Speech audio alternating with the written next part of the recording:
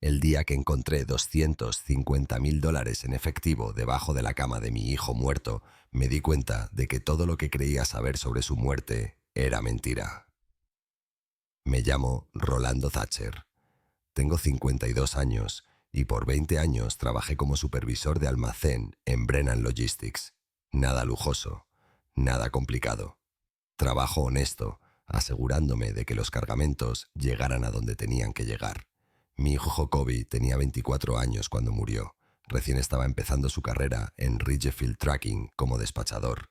Era un buen muchacho, de esos que llamaban a su viejo todos los domingos sin falta, de esos que todavía te pedían consejos para todo, desde cambiar el aceite del carro hasta cómo lidiar con compañeros difíciles. Mi exmujer, Juliana, fue el amor de mi vida. Nos conocimos cuando ambos teníamos 23 años. Nos casamos 2 años después y tuvimos a Kobe después de 3 años intentándolo. Durante 2 décadas yo pensé que estábamos sólidos. Claro, teníamos nuestros problemas, como cualquier pareja, pero nunca imaginé que ella pudiera hacer lo que hizo. Juliana trabajaba como agente de bienes raíces, siempre persiguiendo la próxima comisión grande, siempre queriendo más de lo que teníamos. Medía como 1,65 m, con el pelo castaño rojizo perfectamente peinado y esos ojos verdes que antes me miraban con amor, pero que al final solo mostraban decepción. Mi hermano mayor, Dwayne, tiene un taller mecánico pequeño en el lado sur del pueblo. Tiene 3 años más que yo. Está construido como un linebacker, incluso a sus 55 años. Cabello canoso y las manos permanentemente manchadas de aceite de motor. Dwayne nunca se casó. Siempre decía que el taller era su esposa y los carros eran sus hijos. Quería a Kobe como si fuera su propio hijo. Le enseñó a reconstruir un motor cuando tenía 16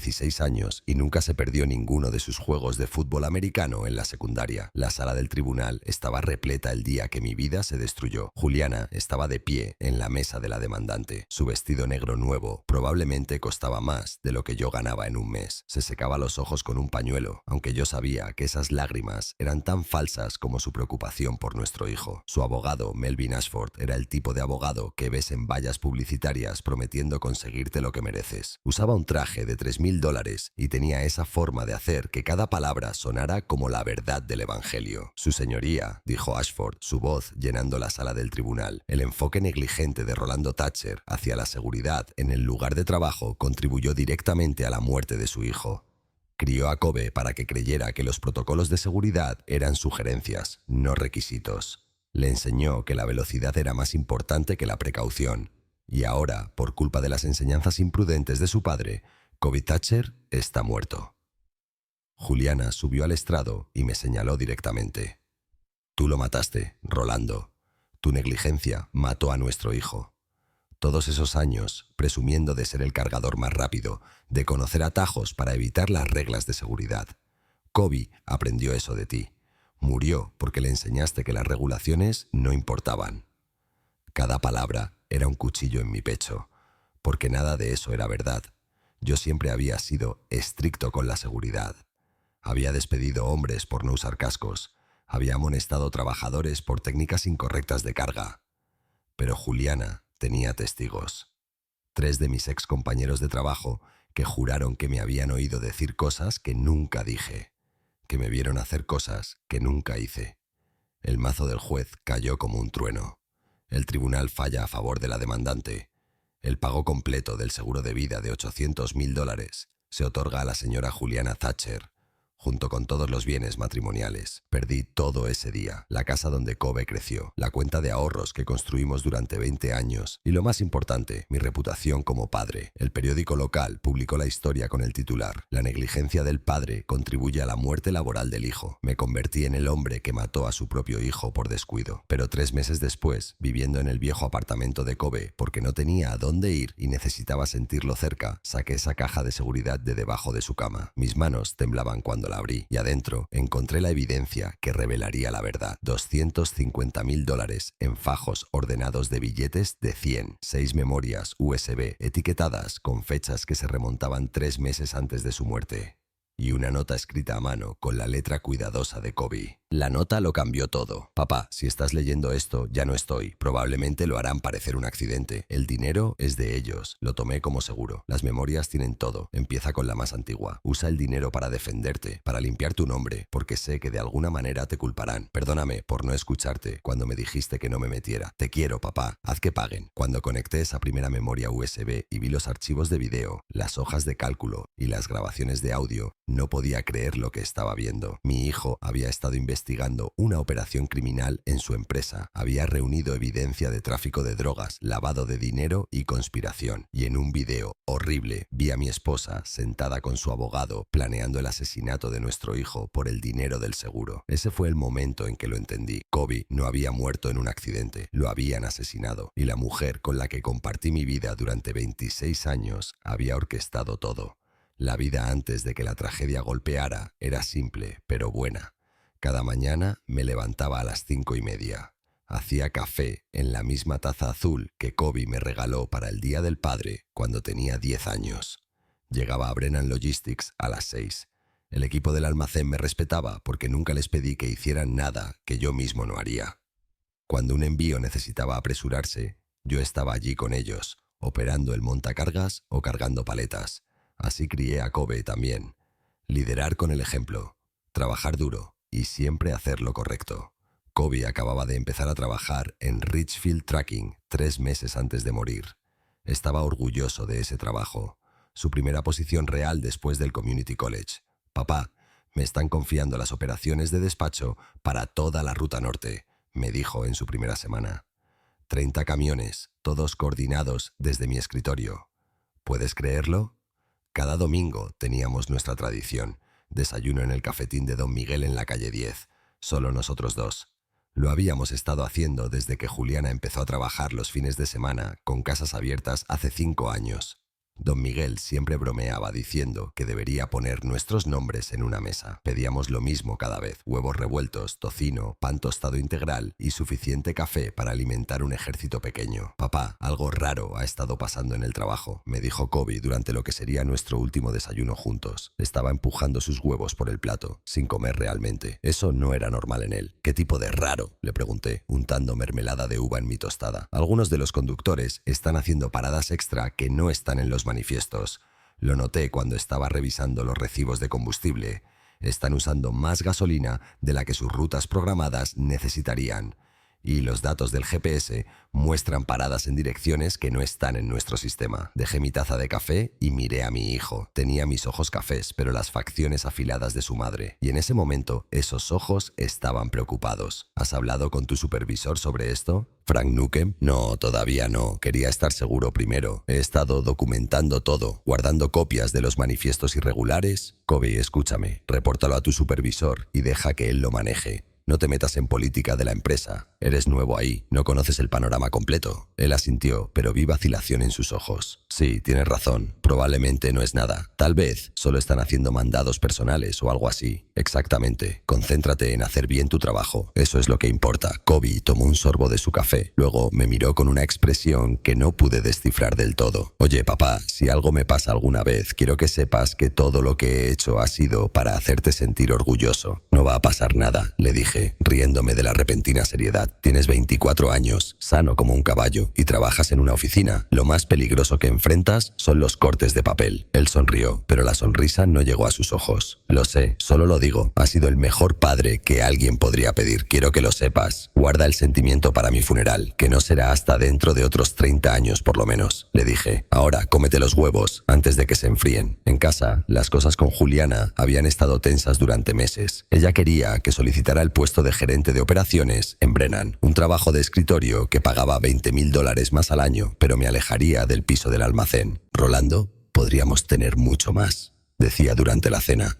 Una casa más grande, mejores carros, vacaciones a Europa en lugar de viajes de camping. ¿Te conformas con la mediocridad? Tenemos todo lo que necesitamos, le decía yo. Una buena casa, carros confiables y nuestro hijo está empezando su carrera. ¿Qué más quieres? ¿Más? Siempre respondía, solo más. Mi hermano Dwayne lo vio más claro que yo. Durante una parrillada en su casa, me llevó aparte. Rolando, Juliana ha cambiado. No es la mujer con la que te casaste. Solo está pasando por algo, la defendí. El mercado inmobiliario ha estado difícil. No, hermano, te mira como si fueras una decepción atención, como si la estuvieras deteniendo de algo. Ten cuidado. 2 semanas después de ese desayuno con Kobe, mi teléfono sonó en el trabajo. Era Frank Nukem de Richfield Trucking. Señor Thatcher, ha habido un accidente. Necesita venir al Hospital Mercy de inmediato. Para cuando llegué, mi hijo se había ido. Un contenedor de envío de alguna manera se había soltado de sus cadenas de seguridad y lo aplastó contra la pared de un muelle de carga. La investigación fue rápida. Apenas 72 horas. Culparon a protocolos de seguridad inadecuados. Dijeron que Kobe había estado parado en un punto ciego, que no había seguido los procedimientos adecuados. Y como yo le había enseñado a Kobe todo lo que sabía sobre seguridad de almacén mientras crecía, Juliana me culpó a mí. Los papeles de divorcio llegaron exactamente una semana después del funeral de Kobe. Juliana hizo que me los entregaran en el trabajo, justo frente a mi equipo. El servidor de procesos entró al almacén durante el descanso del almuerzo y anunció mi nombre para que todos lo escucharan. Rolando Thatcher ha sido notificado. El sobre amarillo se sentía como si pesara 1000 libras en mis manos. Adentro había más que papeles de divorcio. Juliana también estaba presentando una demanda por muerte injusta, alegando que mis enseñanzas negligentes habían causado directamente la muerte de nuestro hijo. Su abogado, Melvin Ashford, había elaborado una narrativa que me pintaba como un padre imprudente que enseñó a su hijo a ignorar las regulaciones de seguridad en aras de la eficiencia. La primera reunión con mi abogado no fue bien. Rolando, tienen 3 testigos que dicen que regularmente presumías de evitar protocolos de seguridad, dijo, deslizando declaraciones a través de su escritorio. Estos son testimonios jurados de tus compañeros de trabajo. Los leí con incredulidad. Jerry Watts, con quien había trabajado durante 15 años, afirmó que me escuchó decirle a Kobe que las regulaciones de seguridad son escritas por burócratas que nunca han trabajado un día real en sus vidas. Mónica Flores juró que me vio enseñándole a Kobe atajos peligrosos durante un día de llevar a tu hijo al trabajo hace 10 años. Rick Paulson declaró que yo había dicho a menudo, OSHA puede besarme el trasero durante reuniones de seguridad. Nada de esto es verdad, dije, mi voz temblando. Jerry me debe dinero de una apuesta del Super Bowl de hace 3 años. Mónica recibió una amonestación el mes pasado por un error que yo reporté. Y Rick,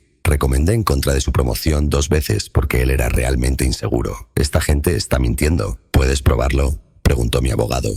La verdad era que no podía. Era su palabra contra la mía. Y ellos tenían 3 voces contra mí una. La sala del tribunal estaba llena el día de la audiencia. Juliana se había asegurado de que todos supieran al respecto. Incluso había dado una entrevista a las noticias locales sobre buscar justicia para su hijo. Entró usando un traje negro de diseñador, su cabello perfectamente peinado, pañuelos ya en su mano. Se veía como la viuda y madre en duelo perfecta. Ashford fue brillante en su crueldad. Me presentó como un hombre que valoraba la velocidad sobre la seguridad, la productividad sobre la precaución. Damas y caballeros del tribunal, comenzó. Rolando Thatcher pasó 20 años enseñándole a su hijo que las reglas estaban hechas para romperse, que la seguridad era secundaria a hacer el trabajo rápido. Y esa lección, esa filosofía negligente, llevó directamente a la muerte evitable de Kobe Thatcher. Cuando Juliana subió al estrado, su actuación merecía un Oscar. Rolando siempre tomaba atajos en seguridad, dijo, con lágrimas corriendo por su cara. Le enseñó a Kobe que las regulaciones de seguridad eran sugerencias. Llegaba a casa presumiendo de cómo podía cargar camiones más rápido que nadie porque sabía qué reglas ignorar. Nuestro hijo aprendió de su padre y eso lo mató. Señora Thatcher, continuó Ashford, ¿su esposo alguna vez expresó preocupación por la seguridad en el lugar de trabajo? Nunca. Decía que las reuniones de seguridad eran una pérdida de tiempo. Le dijo a Kobe que los hombres de verdad no necesitaban barandillas o zonas de seguridad, que esas eran para débiles. Me miró directamente. Le rogué que fuera más cuidadoso, que enseñara a nuestro hijo correctamente, pero Rolando pensaba que sabía más que todos.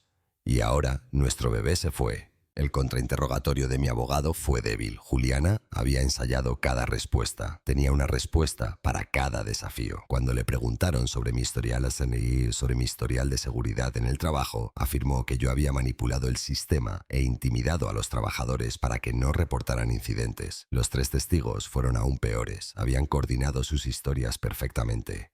Cada uno agregaba detalles que apoyaban a los otros. Jerry describió conversaciones específicas con fechas y horarios. Mónica había mantenido un diario donde aparentemente había documentado mis prácticas inseguras por preocupación. Rick se presentó como un defensor de la seguridad que intentó reportarme, pero fue silenciado por la gerencia que le gustaban mis números de productividad. Mi hermano Dwayne no pudo testificar a mi favor porque era parcial como miembro de la familia. Mi historial real de seguridad en Brennan Logistics, 20 años sin un solo incidente, fue descartado como irrelevante para los métodos de crianza. Los premios de seguridad que había ganado eran trofeos de participación que todos recibían. La decisión del juez fue rápida y brutal. La evidencia muestra claramente un patrón de comportamiento y enseñanza negligente que contribuyó a la muerte de este joven. El tribunal otorga el pago completo del seguro de vida de $800.000 a la señora Juliana Thatcher, junto con todos los bienes matrimoniales, incluida la casa familiar, cuentas de ahorro y carteras de inversión. Afuera del tribunal, Juliana dio otra actuación para las cámaras. Los $800.000 no traerán de vuelta a mi hijo, dijo, pero al menos se hizo justicia. Tal vez Rolando pensará en lo que ha hecho. Tal vez otros padres aprenderán de sus errores. Me quedé allí mirando a la mujer que había amado durante 26 años celebrar mi destrucción y me pregunté cómo había sido tan ciego a lo que realmente era. Me mudé a un apartamento estudio en el lado malo del pueblo, el tipo de lugar donde el radiador hacía ruido toda la noche y los vecinos discutían a través de paredes delgadas como papel. Durante 3 meses apenas dormí. Cada vez que cerraba los ojos veía la cara de Kobe en ese último desayuno. Lo escuchaba tratando de decirme que algo andaba mal mientras yo desestimaba sus preocupaciones. La culpa me estaba comiendo vivo. Mi hermano Dwayne trató de ayudar, traía comestibles, me obligaba a comer, se sentaba conmigo en silencio cuando las palabras no eran suficientes. Necesitas pelear esto, Rolando, decía. Esto no está bien, Juliana está mintiendo y ambos lo sabemos. ¿Con qué dinero?, respondía yo. Se llevó todo. Ni siquiera puedo pagar un abogado decente para una apelación. Las pesadillas eran la peor parte. Soñaba con Kobe pidiendo ayuda mientras yo me quedaba congelado, incapaz de moverme, incapaz de salvarlo. A veces me despertaba gritando su nombre y mis vecinos golpeaban las paredes diciéndome que me callara. Empecé a beber, algo que nunca había hecho antes. El whisky se convirtió en mi desayuno, almuerzo y cena. Entonces, una mañana, 3 meses después del juicio, recibí una llamada del propietario de Kobe. Señor Thatcher, soy Paul Brenner de Riverside Apartments. El contrato de arrendamiento de su hijo tiene 2 meses restantes. Necesito saber qué quiere hacer con sus pertenencias. Juliana había estado demasiado ocupada gastando el dinero del seguro para lidiar con el apartamento de Kobe, ya había comprado un Mercedes nuevo y dado un pago inicial en un condominio cerca del lago, según Dwayne, quien la había visto por el pueblo. La idea de que extraños tiraran las cosas de Kobe me apretó el pecho. Me haré cargo del contrato de arrendamiento, me escuché decir. Me mudaré y manejaré todo. ¿Estás seguro de que eso es saludable?, Paul preguntó suavemente. Había conocido a Kobe, le agradaba. Es lo que necesito hacer. Dwayne me ayudó a mudar lo poco que tenía. Vivir en su espacio, eso es pesado, Rolando. ¿Estás seguro de esto? Necesito sentirlo cerca, dije. Es todo lo que me queda. Juliana se llevó todo lo demás, pero no puede llevarse esto. Entrar al apartamento de Kobe fue como retroceder en el tiempo. Su taza de café estaba sin lavar junto al fregadero, un anillo de café seco en el fondo. Su chaqueta colgaba del gancho junto a la puerta. El calendario en la pared todavía estaba en el mes en que murió, con «Desayuno con papá» escrito en rojo todos los domingos. El lugar todavía olía a su colonia, mezclada con las velas de canela que le gustaba quemar. Pasé los primeros 2 días solo, sentado en su sala, mirando sus cosas, recordando. Su estante estaba lleno de novelas de misterio y manuales técnicos del trabajo. Su PlayStation todavía estaba conectado al televisor, un juego en pausa. Sus botas de trabajo estaban junto a la puerta, los cordones todavía atados desde cuando se las quitó. Al tercer día, decidí empacar su habitación. Necesitaba hacer algo productivo o perdería la cabeza por completo. Empecé con su armario, doblando su ropa cuidadosamente, recordando cuándo compramos cada artículo.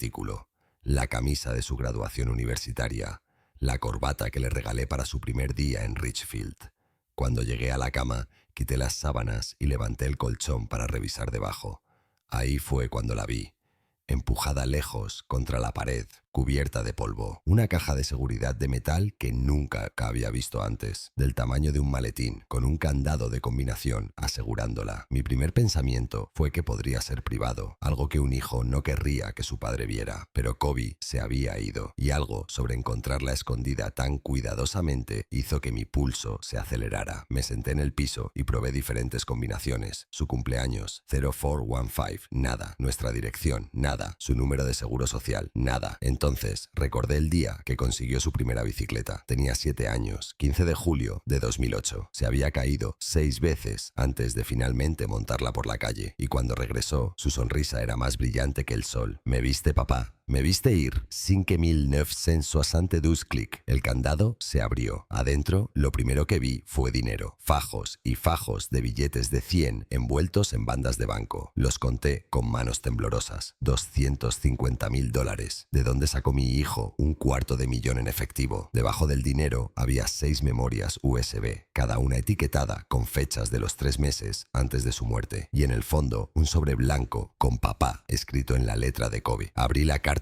con dedos temblorosos, y las palabras de mi hijo cambiaron todo lo que creía saber sobre su muerte. La carta estaba escrita con la letra cuidadosa de Kobe, la misma forma en que escribía notas de agradecimiento cuando era niño. Papá, si estás leyendo esto, ya no estoy. Probablemente lo harán parecer un accidente. El dinero es de ellos, lo tomé como seguro. Las memorias tienen todo. Empieza con la más antigua. Usa el dinero para defenderte, para limpiar tu nombre, porque sé que de alguna manera te culparán. Perdóname por no escucharte cuando me dijiste que no me metiera. Te quiero, papá. Haz que paguen. Mi laptop estaba en mi carro. Corrí por 3 pisos de escaleras. La agarré y corrí de vuelta. Mis manos temblaban mientras insertaba la primera memoria USB fechada 3 meses antes de la muerte de Kobe. Se abrió una carpeta conteniendo archivos de video, grabaciones de audio y hojas de cálculo. El primer video era material de una cámara de tablero de un camión de Richfield. La marca de tiempo mostraba las 2:47 de la mañana un martes. El camión se detuvo en un almacén abandonado donde 3 camionetas sin marcas estaban esperando. Hombres transfirieron cajas del camión a las camionetas, cajas que no estaban en ningún manifiesto. El segundo video mostraba lo mismo en una ubicación diferente. El tercer, cuarto y quinto video establecían un patrón claro. Richfield Tracking estaba moviendo algo fuera de los libros. Abrí la hoja de cálculo. Kobe había documentado todo con la precisión que yo le había enseñado. Números de camión, nombres de conductores, fechas, horarios, ubicaciones y valores estimados basados en los registros de pago que había encontrado. La operación estaba moviendo millones de dólares en contrabando cada mes, usando rutas de transporte legítimas como cobertura. Los archivos de audio eran aún más condenatorios. El primero era una grabación de Frank Nukem, el supervisor de Kobe, en una llamada telefónica. El nuevo chico en despacho está haciendo preguntas. Sacó manifiestos de los últimos 6 meses. Está comparándolos con recibos de combustible y datos de GPS. Encárgate de eso, dijo otra voz. Que sea limpio. No podemos permitirnos exposición ahora mismo. Mi sangre se congeló. Reconocí esa segunda voz. Era Melvin Ashford, el abogado de divorcio de Juliana. La segunda memoria contenía más evidencia, incluidas fotos que Kobe había tomado de documentos de envío, manifiestos alterados y registros financieros que mostraban pagos a conductores por entregas especiales. La tercera tenía grabaciones de reuniones donde se discutía toda la operación en detalle. Richfield Tracking era una fachada, moviendo drogas desde México a través de rutas de envío estándar, dejándolas en ubicaciones predeterminadas para distribución. La cuarta memoria me hizo vomitar. Era una grabación de Ashford hablando con Frank Nukem sobre que el problema Thatcher. Discutieron hacer que la muerte de Kobe pareciera un accidente laboral, usando un contenedor que había sido deliberadamente debilitado. Hablaron sobre el tiempo, sobre asegurarse de que Kobe estaría en el lugar correcto. Mencionaron tener un plan de respaldo si el contenedor no lo mataba instantáneamente. Pero la quinta memoria me destruyó completamente. El archivo estaba etiquetado «La traición de mamá». Casi no lo abrí. Parte de mí sabía que lo que fuera que hubiera en él cambiaría todo para siempre. Pero tenía que saber. Era un video que Kobe había grabado en secreto en nuestra sala. La fecha era 2 semanas antes de su muerte. Juliana estaba sentada en nuestro sofá, el que compramos juntos para nuestro 10º aniversario. Frente a ella estaba sentado Melvin Ashford. Yo estaba en el trabajo. Kobe debió haber escondido una cámara antes de irse al trabajo esa mañana. La póliza de seguro vale $800.000, dijo Ashford, sirviendo vino en el vaso de Juliana. Una vez que tu hijo tenga su accidente, solicitas el divorcio inmediatamente. Culpas a Rolando por enseñarle prácticas inseguras. Yo me encargaré de los testigos. Juliana bebió su vino. ¿Y estás seguro de que Kobe no sufrirá? Será rápido. El accidente del contenedor ya está arreglado. Tu esposo recibe la culpa por negligencia. Tú obtienes el dinero y desaparecemos juntos. Ya tengo un lugar para nosotros en Costa Rica. ¿Qué pasa con Rolando? No quiero que muera, solo que esté arruinado. Estará destruido, pero vivo. Todos pensarán que mató a su propio hijo por incompetencia. Probablemente se beberá hasta la muerte en un año por la culpa. Juliana se rió. Se rió de verdad. Siempre fue débil. 26 años de mediocridad. Merezco algo mejor. Merecemos algo mejor. Se besaron entonces, largo y apasionado, en el sofá donde nuestra familia había visto películas juntos, donde Kobe había abierto regalos de Navidad, donde habíamos celebrado su aceptación a la universidad. La última memoria tenía un solo archivo. Era Kobe hablando directamente a la cámara, grabado la noche antes de que muriera. Papá, sé sobre mamá. La confronté esta noche. Le dije que tenía evidencia. Entró en pánico. Hizo una llamada. La escuché decirle a alguien que tenía que suceder mañana. Tengo miedo, pero no puedo huir. Solo me cazarán. He escondido copias de todo, con el tío Dwayne también, por si acaso. Si algo pasa mañana, sabe que te amo. Fuiste el mejor padre que alguien podría pedir. Me enseñaste a hacer lo correcto, y eso es lo que estoy tratando de hacer ahora. Llamé a Dwayne inmediatamente. Mis manos temblaban tanto que apenas podía marcar su número. Rolando, gracias a Dios, dijo antes de que pudiera hablar. Kobe me dio un paquete 3 semanas antes de morir. Me dijo que solo lo abriera si algo le pasaba. He estado esperando tu llamada. Sabía que algo no estaba bien, pero quería respetar sus deseos. Sabía que lo iban a matar, dije, mi voz quebrándose. Juliana planeó todo con su abogado. Todo está aquí en video. Ven al taller ahora mismo. Trae todo. Vamos a ir con la Policía Federal esta noche. La oficina del FBI nos tomó en serio en el momento en que vieron el primer video. La agente Patricia Greer y el agente Marcus Coleman trabajaron toda la noche revisando cada archivo, cada grabación, cada documento que Kobe había recopilado. Para la mañana habían movilizado un grupo de trabajo. Su hijo construyó un caso a prueba de balas, me dijo la agente Greer. Documentó una operación de tráfico de drogas de millones de dólares y su propia conspiración de asesinato. Esta es una de las investigaciones civiles más completas que he visto. Los arrestos comenzaron al amanecer. 17 miembros de la red de tráfico fueron detenidos simultáneamente. Frank Nukem fue arrestado en su casa, todavía en pijama. Varios conductores de camiones fueron detenidos en medio de la carretera. Sus camiones fueron incautados y registrados.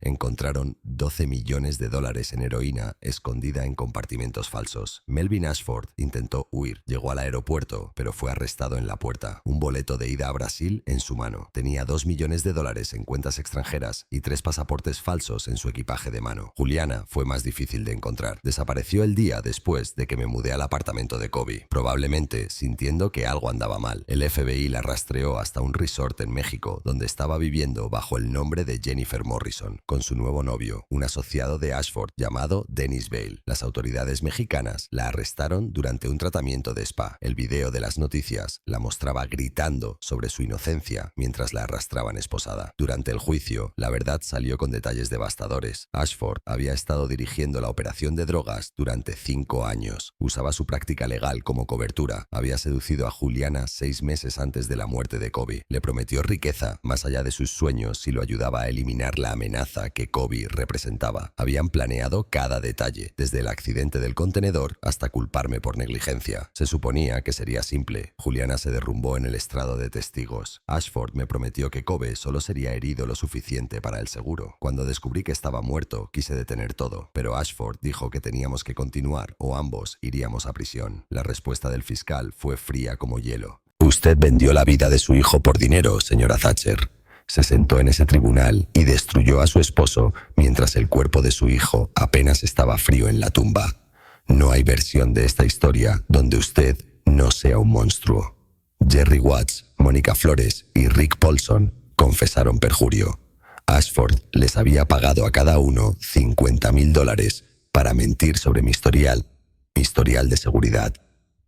Recibieron 2 años cada uno en prisión federal. Juliana recibió cadena perpetua sin posibilidad de libertad condicional por conspiración para cometer asesinato y tráfico de drogas. Ashford recibió la pena de muerte. La compañía de seguros me devolvió los $800.000, más daños por fraude. Combinado con acuerdos legales, recibí casi $2 millones. Doné cada centavo excepto el efectivo escondido de Kobe. Los 800.000 del seguro se destinaron a establecer la Fundación Kobe Thatcher. Proporciona apoyo legal para familias que han perdido seres queridos por violencia. El dinero del acuerdo financió una beca en el Community College de Kobe para estudiantes de justicia criminal. Los 250.000 que Kobe había robado de los traficantes se convirtieron en el centro Kobe Thatcher para seguridad en el lugar de trabajo. Proporcionamos capacitación gratuita para trabajadores sobre cómo reconocer actividades ilegales y reportarlas de manera segura. Hemos ayudado a exponer 4 operaciones criminales en 2 años. En la sentencia de Juliana me rogó perdón. Rolando, lo siento, estaba cegada por la codicia. ¿Alguna vez podrás perdonarme? La miré. Está extraña usando la cara de mi esposa y dije la única verdad que me quedaba. Kobe murió creyendo en la justicia. Murió protegiendo a otros del veneno que tú ayudaste a esparcir. No solo mataste a nuestro hijo, mataste todo lo bueno que alguna vez tuvimos. Nunca te perdonaré, pero le doy gracias a Dios de que Kobe no era nada como tú. Dwayne y yo visitamos la tumba de Kobe todos los domingos. Traemos desayuno del cafetín de Don Miguel, 3 comidas, y nos sentamos allí hablando con él, contándole sobre las vidas que su evidencia salvó, las familias que su sacrificio protegió. Mi hijo sabía que la muerte venía, pero se mantuvo firme de todos modos. Reunió evidencia, la protegió y se aseguró de que la justicia prevaleciera incluso si él no podía. No solo salvó mi reputación, salvó a innumerables familias de las drogas que habrían destruido sus comunidades. Kobe se convirtió en el héroe que siempre supe que era, y su legado vive en cada vida salvada por su valentía. Si esta historia te conmovió, dale like a este video y compártelo con otros que necesiten escuchar sobre la valentía increíble de Kobe. Deja un comentario abajo compartiendo tus pensamientos y no olvides suscribirte a nuestro canal para más historias poderosas de justicia y redención. Suscríbete y comparte esta historia si crees en la justicia y en el poder de la verdad. Y todo.